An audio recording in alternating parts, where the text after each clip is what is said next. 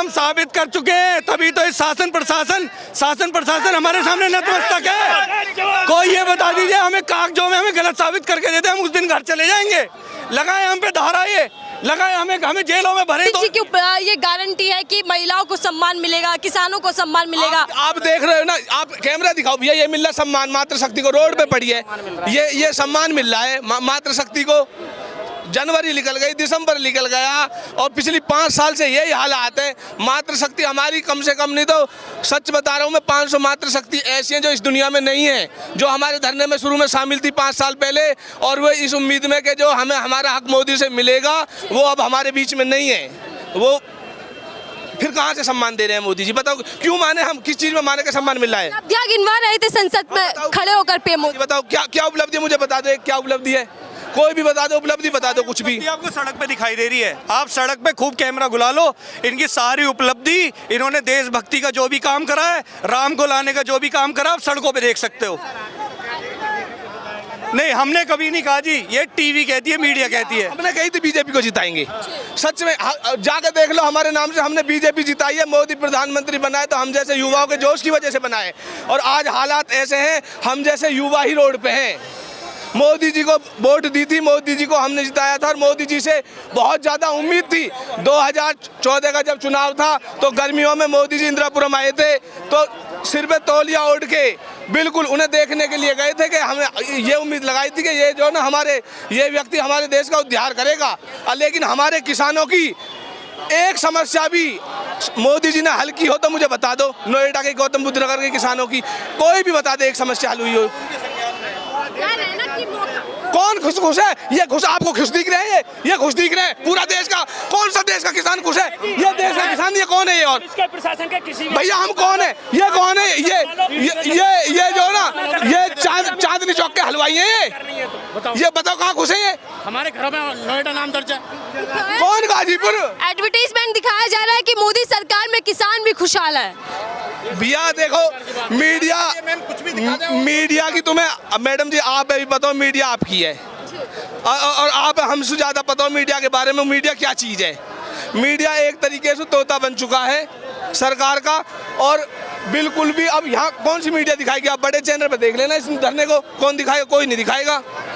बताओ फिर मीडिया से क्यों उम्मीद करें हम? चैनलों में ही है सब। बस पहले तो पीएम मोदी ने माफी मांगी थी किसानों से, अब फिर से सड़कों पर। हमसे कोई माफी ना मांगे, जो हमारे करार है, हमारे काम है वो पूरे करवा दो। हमसे माफी क्यों मांगो जी?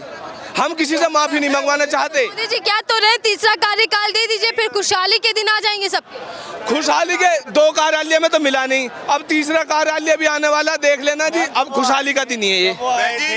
जब वो आए थे, जब 90% युवा रोड पे बैठा, देखो ना, ये युवा का, ये देश का भविष्य है। ये 90% रोड पे है तो कहाँ है? कहीं ना कहीं दुख दर्द है इनके अंदर, तभी तो ये चीजें। ये समझ नहीं आता सर, आप पहलवान है सर, पहलवान सड़कों पर बैठ गया, किसान सड़कों पर बैठ गया, महिलाएं पीछे बैठी हुई हैं, आखिर जीत कैसे जाती है फिर बीजेपी बार बार? बीजेपी की देखो जी, सच्चाई बताने में हमें तो पता नहीं कैसे जीत जाती है, लेकिन किसान खुश नहीं है। हमें ये नहीं पता कि कैसे जीतते हैं, लेकिन सारे किसान परेशान है, खासकर गौतम बुद्ध नगर के किसान इतने परेशान है, आप बता नहीं सकते। अब हम जो आए ना यहाँ, हम जेल जाने के लिए आए हैं, जेल जाने के लिए आए, या तो हमारा काम कर दो या जेल भेज दो। अब ये हमें जेल भी नहीं भेज रहे, हम तो जेल जाने के लिए तैयार हैं जी। सच में पुलिस ये मोदी भगवान श्री राम को घर दिला सकते हैं, तो इंतजार कीजिए, आप लोगों को भी सुना। पिछली कम से कम नहीं तो 40-45 साल से लड़ाई चल रही है किसानों की, नोएडा की। तो श्री राम जी को घर दुआ दिया तो हमें भी दुआ दो। आपसे विनती है मोदी जी, आपका नारा सबसे पहले मैं लगाऊंगा। घर मिल गया, राम को घर मिल गया, लेकिन आम आदमी को घर नहीं मिला। नोएडा के 90% लोगों के नाम पे घरों पे नोएडा दर्ज है, वो अपनी जमीन, इंच भर जमीन के मालिक नहीं है। लोग हमें कहते हैं कि ये बड़ा प्रगतिशील नोएडा में रहने वाले, चकाचौंध में रहने वाले आदमी हैं, लेकिन मूल निवासी आप गांव-गांव जाके सर्वे कर लीजिए, 90% लोगों के घरों पे नोएडा दर्ज है। मोदी जी कल ही गिनवा रहे थे कि पक्की छत मिल चुकी है गरीबों को। अजी पक्की छत यहाँ तो कच्ची भी नहीं है, कुछ इंच भर भी। मैं कह तो रहा हूँ, तथ्यों के साथ बात कर रहा हूँ। आप तथ्य से, ये मूल निवासी है सारे, ये किराएदार नहीं है, मूल निवासी है। आप यहाँ 81 पूरे गौतम बुद्ध नगर का कह रहा हूँ, पूरे गौतम बुद्ध नगर की गारंटी ले रहा हूँ आपको। मैडम जी, कोई अथॉरिटी, कोई सरकार से कोई खुश नहीं है, सब पे नोएडा दर्ज है और कोई सुनने वाला नहीं है। कोई सुनने वाला नहीं है, सब परेशान है और सब पढ़े लिखे। आप कह रहे कोई सुनने वाला नहीं है? जितने भी यहाँ पे लोग हैं सब पढ़े लिखे नौजवान हैं, सब धंधा करना जानते हैं, सब अच्छा करना जानते हैं, लेकिन करे क्या? जब वो सुबह उठते हैं और सोचते हैं कि हमारे घर ही हमारे नाम नहीं है, तो अपनी नौकरी देखेंगे, अपने घर को बचाएंगे। सबसे पहली प्राथमिकता तो इंसान घर को देता है। उनके बड़े बुजुर्ग वहाँ पे मर गए रहते रहते, कम से कम 100 साल पुरानी आबादी इन्होंने कब्जा ली, और आज और अगर किसानों से ईंट लगाने भी जाए तो तरक्की कर रहा है ना। पीएम मोदी कह रहे हैं देखिए हमें विकसित भारत बनाना है, तो साथ दीजिए उन लोगों का। मैडम जी, मैं आपसे फिर कह रहा हूँ, यहाँ पे पढ़ा लिखा युवा है, आप इस बात को कह रहे हैं। वोट दिया हमने, मोदी जी को वोट दिया हमने, सपोर्ट भी किया, कैसी बात कर रहे हैं आप इस बात को कह रहे हैं। वोट दिया फिर भी खफा है। नहीं खपा तो इस वजह से, जब हमारे घर पे हमारा नाम दर्ज नहीं है तो क्या करेंगे? और बोलो, ये रोड पे सोएंगे क्या मैम? आपने अभी ये कहा कि देश तरक्की कर रहा है। मैं कह रहा हूँ क्या तरक्की कर रहा है देश पे? आप कर्जा उठा के देख लो, 3 गुना। अगर 62,000 करोड़ कर्जा था तो आप कम से कम 3 गुना कर्जा बढ़ गया है। ये नहीं कि भाई यही तो है, हम भी तो देश विरोधी हैं। अब यहाँ के मूल निवासी भी देश विरोधी हो गए, क्योंकि हम अपनी मांगों के लिए यहाँ पे उतरे, तभी तो इन्होंने ब्लैक कमांडो लगा दिए। जाके जम्मू कश्मीर में लगाओ। लेकिन हाँ, किसान अपनी मांगों को न ले, किसानों को मुआवजा देना न पड़ जाए, इसीलिए वे देश विरोधी भी बन जाएंगे और इसीलिए ब्लैक कमांडो भी लग जाएगा। सर, हम साबित कर चुके हैं, तभी तो इस शासन प्रशासन हमारे सामने नतमस्तक है। कोई ये बता दीजिए हमें, कागजों में हमें गलत साबित करके देते, हम उस दिन घर चले जाएंगे।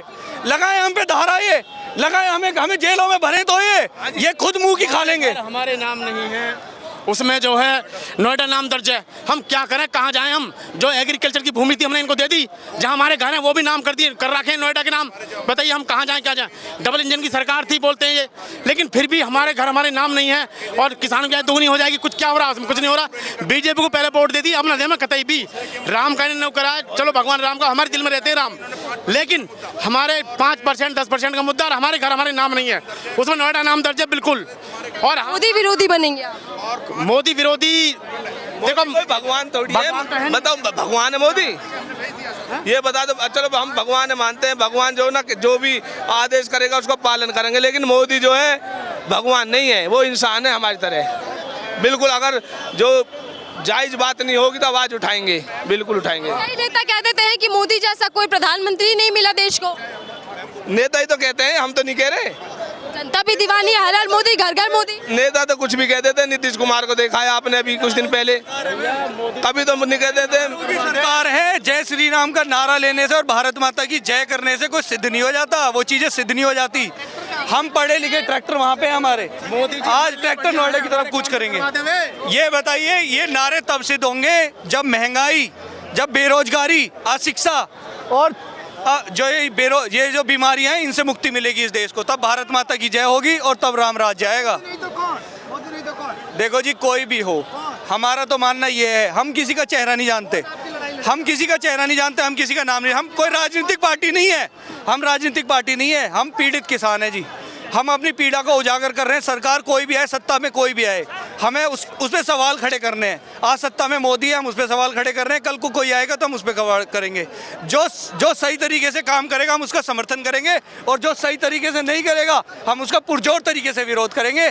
किसी ने, कवि ने कहा है कि हो गई है पीर पर्वत सी पिघलनी चाहिए, इस हिमालय से कोई गंगा निकलनी चाहिए, और सिर्फ हंगामा खड़ा करना मकसद नहीं हमारा, सारी कोशिश है, थी और रहेगी कि माहौल बदलना चाहिए, ये माहौल बदलना चाहिए।